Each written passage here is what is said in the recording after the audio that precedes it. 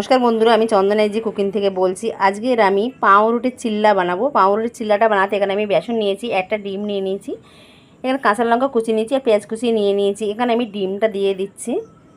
আর এখানে পাউরুটি আমি 6 টাকা দামের পাউরুটি নিয়েছি। এই পাউরুটিগুলো আমি পিস পিস করে এখানে আমি কেটে নিয়েছি ছোটো ছোটো করে।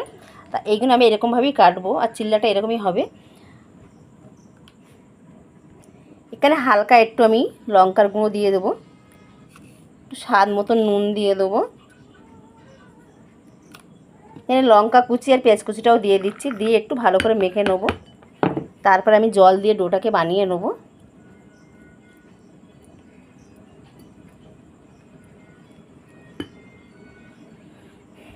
একটু জল দিয়ে দেবো, অল্প অল্প করে জল দিয়ে আমি ডোটাকে বানাবো।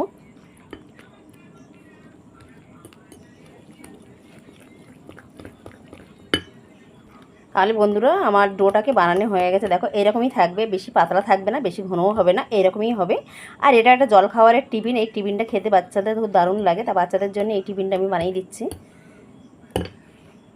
এখানে ননস্টিকের তাওয়া আমি বসিয়ে দিয়ে দিয়েছি, আর এখানে আমি অল্প অল্প করে তেল দিয়ে দিচ্ছি।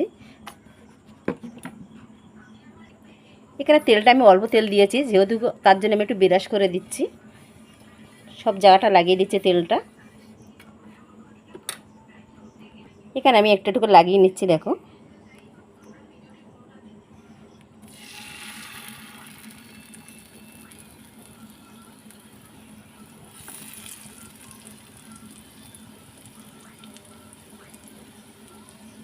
এইভাবে ভেজে দেবো আমি সবগুলো।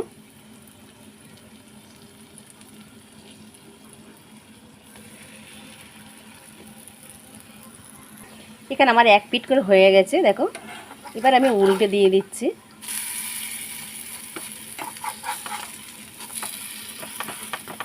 একটু চেপে চেপে নিতে হবে, যখনই হয়ে যাবে।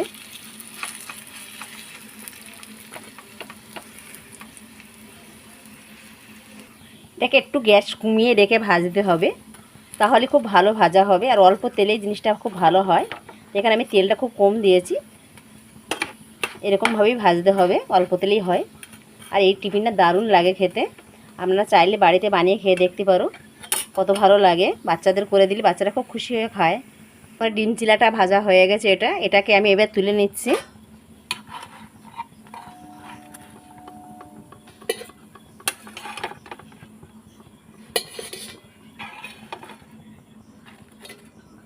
আমি আরও সবগুলো ভেজে নেবো এইভাবে। আবারও আমি দ্বিতীয়গুলো ভেজে নিচ্ছি।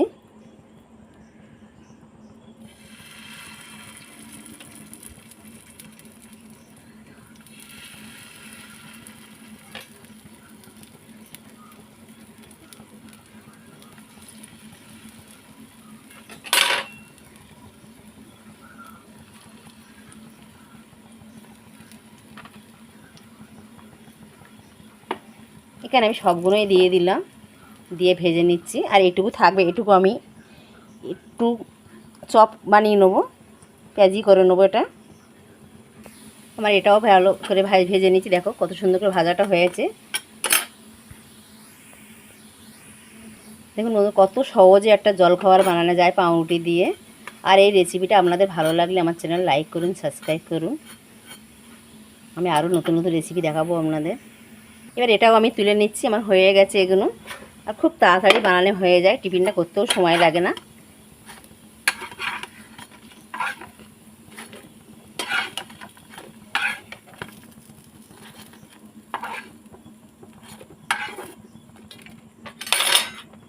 একটু বেসনের গোলাটা রয়ে গেছে, আমি একটু পেঁয়াজি ভেজে নিচ্ছি। এটাই একটু নুন, একটু হলুদ বেশি করে দিয়ে দিলাম, এই লঙ্কার গুঁড়ো দিয়ে একটু পেঁয়াজি ভেজে নেবো। এই তেলের এই অল্প একটু তেল দিয়ে দিয়েছি এখানে।